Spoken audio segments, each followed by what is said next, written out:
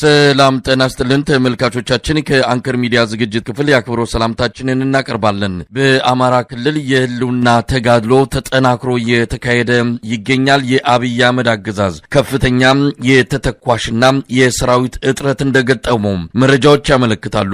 በአማራ ክልል ያለውን ጦርነት ለመቀጠል የሚያስችል ቁመና እንደሌለውም ነው በተለያዩ የመከላከያ ምንጮች የሚወጡ መረጃዎች የሚያሳዩት። በአማራ ክልል በአራቱም ቀጠናዎች የሚካሄደው የህልውና ተጋድሎ በዚህ ሰሞንም እንደዚሁ በርካታ ኪሳራዎችን በአገዛዙ ላይ በማድረስ መካሄዱን ቀጥሏል። በሰሜን ሸዋ ሁለቱ የአማራ ፋኖ መዋቅሮች በጋራ ባደረጉት ወታደራዊ ጥቃት ከፍተኛ ኪሳራ በአገዛዙ ላይ እንዳደረሱ እንደዚሁ የወጣ መረጃ ያሳያል። በአማራ ክልል እየተካሄዱ ያሉትን ወቅታዊ የህልውና ተጋድሎችና ሌሎች ጉዳዮችን በማንሳት ከዘውትር ተሳታፊያችን ጋር ቆይታ አደርጋለሁ። በጣም ነው አመሰግን። እንግዲህ ሰሞኑን በህዝባዊ ቢተኝነት መረጃዎች ላይ ሰፊ ትኩረት በመስጠታችን በአማራ ክልል እየተካሄዱ ያሉትን የህልውና ተጋድሎ እንቅስቃሴዎችን በመጠኑ የዘነጋናቸው ይመስላል። ለማንኛውም በርካታ ክስተቶች ነው እየተስተናገዱ ያሉት። እስቲ ጎላ ጎላ ብለው የሚጠቀሱ ወታደራዊ እንቅስቃሴዎች ምን ናቸው? መልካም መሳይ አመሰግናለሁ። በአማራ ክልል ላይ እየተደረጉ ያሉ ውጊያዎች አሁንም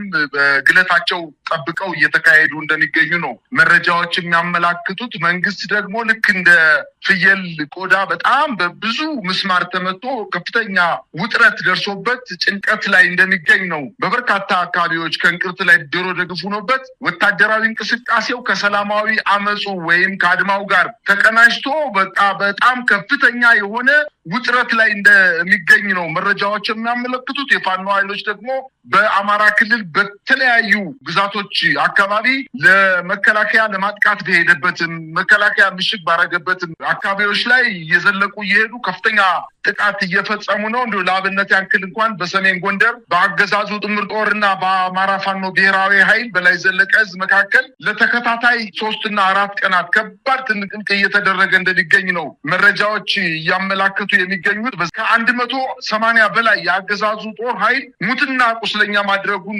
አስታውቋል። ለ3 ቀናት በዘለቀው በክብር ሰማዕቱ አርበኛ ጌትነት መሳፍንት ስም በታወጀው ዘመቻ የራስ አሞራ ውብነህና የአባ ድፈን መሳፍንት ልጆች በተለያዩ ግንባሮች አስደናቂ ድል መጎናጸፋቸውን በሰሜን ጎንደር ቀጠና በ4 አቅጣጫ ወደ ዳባት ወረዳ አጅሬ ጃኖራ ያመራው የአብይ አህመድ ሰራዊት በራስ አሞራው 3ኛ ኮር ሰራዊቱ በቆላማው የወገራ ጠገዴና አርማጭሆ እንዲሁም ዛሪማና ቦዛ አዋሳኝ መሬቶች ላይ ከባድ ምት ተበትኖ ተመልሷል። በርካታ ጦሩን አሰልፎ በብረት ለበስና በከባድ መሳሪያ ሽፋን ታግዞ የመጣው ጦር አራቡራ ቀበሌ አቦ ገዳም ሞንጠጭ ጸበልና ወይራ ጊዮርጊስ ከተባሉ ወሳኝ ወታደራዊ ቦታዎች ላይ ገጥሞ ከ30 በላይ የአገዛዙ ጦር ሲደመሰስ 23ቱን ማቁሰል መቻላቸውን አስታውቀዋል። 2 ወታደራዊ ተሽከርካሪዎችም ከጥቅም ውጭ መደረጋቸውን፣ ቀሪው ወደ ዳባት ተበትኖ መመለሱን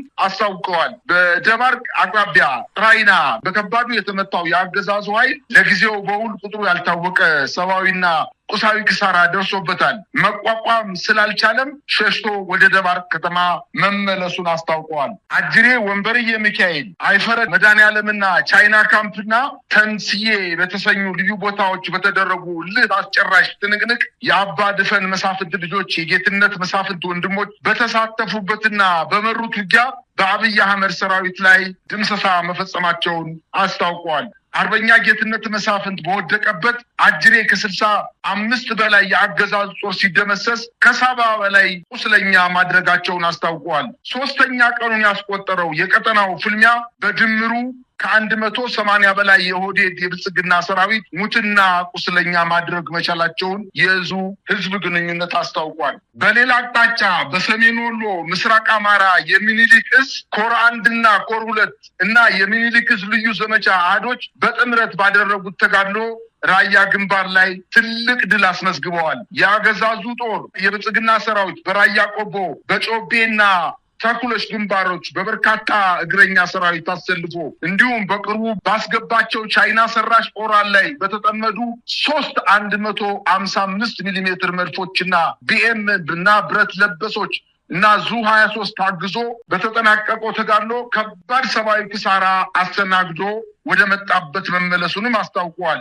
በተጋድሎው የምስራቅ አማራ ኮር አንድ አሃዶች ሐውጃኖ ክፍለ ጦር፣ አሳምነው ክፍለ ጦር 2ኛና 5ኛ ሻለቆችና ከኮሩ 2 ዲቢና ወርቄ እንዲሁም የእዙ ልዩ ዘመቻ በጥምረት ባደረጉት ብርቱ ትንቅንቅ በአገዛዙ ጦር ላይ ከባድ ሰብአዊ ኪሳራ በማድረስና ቀጠናውን በማስከበር ትልቅ ተጋድሎ መፈጸማቸውንም አስታውቀዋል። በተጋድሎው ከባድ ሽንፈት የገጠመው የአገዛዙ ሰራዊት የገጠር መንደሮችን፣ ታዳጊ ከተሞች ላይ ከባድ መሳሪያ በማስወንጨፍ በሰው ሕይወትና በንብረት ላይ ጉዳት ማድረሳቸውን አስታውቀዋል። በሌላ ዜና በሰሜን ወሎ አይና ቡግና ወረዳ በተደረገው ከፍተኛ ውጊያ የእግረኛ ሰራዊት ከፍተኛ ጉዳት የደረሰበት የአገዛዙ ጦር በበርካታ ቦታዎች የድሮን ጥቃት መፈጸሙን ታውቋል። ከዚህ በፊት በዘመቻ አባናደው ቆስሎ የተማረከውን የ12ኛ ክፍለ ጦር ምክትል አዛዥ ኮሎኔል ዘሪሁን ማሙዬን ጨምሮ 3 አብረውት የነበሩ ቁስለኞች ሕክምና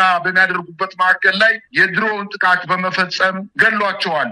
አንተ እንዳልከውም 40 ሚሊዮን ተተኳሽ 100 ሺህ ተዋጊ እጥረት ደርሶብኛል በማለት ከሰሞኑ የመከላከያ ከፍተኛ መኮንኖች ከፖለቲካ አመራሮች ጋር በመሆን የሰራዊት ቁጥርና የተተኳሽ እጥረት ከፍተኛ ደረጃ ላይ በመድረሱ ወደ ተለያዩ አካባቢዎች ጥቃት ለመሰንዘር እንዳልቻሉና በኤርትራ አካባቢ አሰብን ለማስመለስ ብለው ከፍተኛ ዛቻና ማስፈራራት ሲፈጽሙ የነበሩት አሁን ረገብ ብለው አስታርቁኝ ወደ ማለት እንደገቡና ይሄ ነገር ከዛቻ ያለፈ እንዳልሆነ ተመላክቷል። በአጠቃላይ እንግዲህ የት ይደርሳል የተባለች ጥጃ ልኳንዳ ቤት ተገኘች እንደሚባለው አገዛዙ እኛ እየተዘጋጀን ያለነው ለከፍተኛ ወታደራዊ ግዳጅ ነው እያለ ሲዝት የነበረው በአማራ ክልል 11 ክፍለ ጦሮችን አሰማርቶ ከፍተኛ ኪሳራ ደርሶበት አሁን በወታደራዊ ግምገማቸውም 40 ሚሊዮን ተተኳሽና 100 ሺህ ተዋጊ ኃይል ስላነሰን የትም ቦታ ሄደን ተንቀሳቅሰን ማጥቃት እንደማንችል በማለት ግምገማቸውን እንዳጠናቀቁ ተመላክቷል። ይህ በእንዲህ እንዳለ ዛሬም እንደተለመደው የሸዋ ፋኖች በሸዋሮቢት ከተማ ከተማው ላይ ዘልቀው በመግባት ታላቅ ጀብዶ መፈጸማቸውን ለማወቅ ተችሏል። የአማራ ፋኖ ህዝባዊ ድርጅት ሸዋ ጠቅላይ ግዛት ቀበሌ 6 ቆቦ ድልድይ ከተባለ ቦታ ላይ በወታደራዊ ካምፕ ጥበቃ ላይ በነበሩ የአገዛዙ ጦር አባላት ላይ 6ቱን በመግደል 5ቱን በማቁሰል በካምፑ ላይ ከፍተኛ የሆነ ድል መጎናጸፋቸውን ለማወቅ ተችሏል። በሸዋ አካባቢ እየተንቀሳቀሰ የሚገኘው የአየር ወለድ ኮማንዶ የ101ኛ፣ 102ኛ፣ 103ኛ እና 104ኛ ክፍለ ጦሮች በሸዋ አካባቢ በፋኖ ኃይሎች ከፍተኛ ምት እየደረሰበት ሲሆን በተለይ በተለያዩ የሰሜን ሸዋ ወረዳዎች ላይ ራሱን መሽጎ የሚገኘው የአገዛዙ ጦር በአማራ ፋኖ ህዝባዊ ድርጅትና በአማራ ፋኖ ብሔራዊ ኃይል የጋራ ቅንጅት ከፍተኛ ኪሳራ እየደረሰበትና አንዳንዴ ስቦ በማስከዳት አንዳንዴ ስቦ በመምታት በመልሶ ማጥቃትና በሙሉ ማጥቃት ከፍተኛ ጉዳት እንዳደረሱበትም ተመላክቷል።